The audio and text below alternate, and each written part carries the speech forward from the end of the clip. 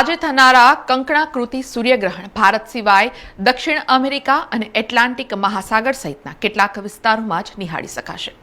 કંકણાકૃતિ સૂર્યગ્રહણ એ ખગોળશાસ્ત્રની એક અદ્ભુત ઘટના છે. જ્યારે ચંદ્ર પૃથ્વી અને સૂર્યની વચ્ચે આવે છે, પરંતુ પૃથ્વીથી સહેજ દૂર હોવાના કારણે તે સૂર્યને સંપૂર્ણપણે ઢાંકી શકતો નથી. ત્યારે આ પ્રકારનું ગ્રહણ સર્જાય છે, જે આજરોજ ભારતના આકાશમાં દેખાશે નહીં. આ ખગોળીય ઘટના મુખ્યત્વે દક્ષિણ અમેરિકા, એટલાન્ટિક મહાસાગર સહિતના કેટલાક વિસ્તારોમાં જ નિહાળી શકાશે.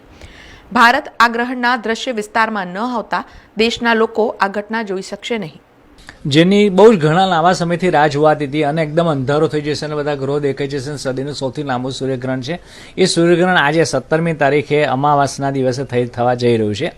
પરંતુ આશ્ચર્યની વાત છે, લોકોને ખબર જ નથી. આ ગ્રહણ માણસો કરતાં વધારે પેંગ્વિન નામના પક્ષીઓ જોશે. એ જે દક્ષિણ ધ્રુવમાં આ ગ્રહણ દેખાવાનું છે, એટલે એન્ટાર્ટિકા ખંડ જ્યાં આપણા રિસર્ચ સ્ટેશન આવેલા છે ત્યાંથી ગ્રહણ દેખાશે.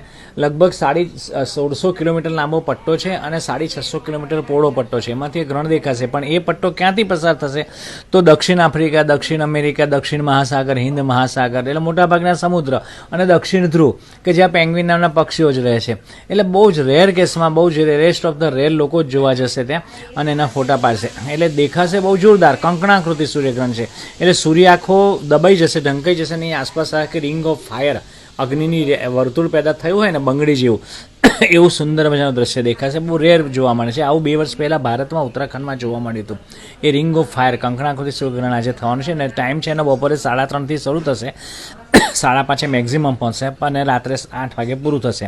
પરંતુ એ એન્ટાર્ટિકા માટે, ભારતમાં એ ગ્રહણ બિલકુલ દેખાવાનું નથી. સમાચારોના સતત અપડેટ માટે TNN ન્યૂઝને YouTube પર સબસ્ક્રાઇબ કરી બેલ આઇકોન પ્રેસ કરો અને અમારી સાથે જોડાયેલા રહો Facebook, Instagram અને Twitter ઉપર.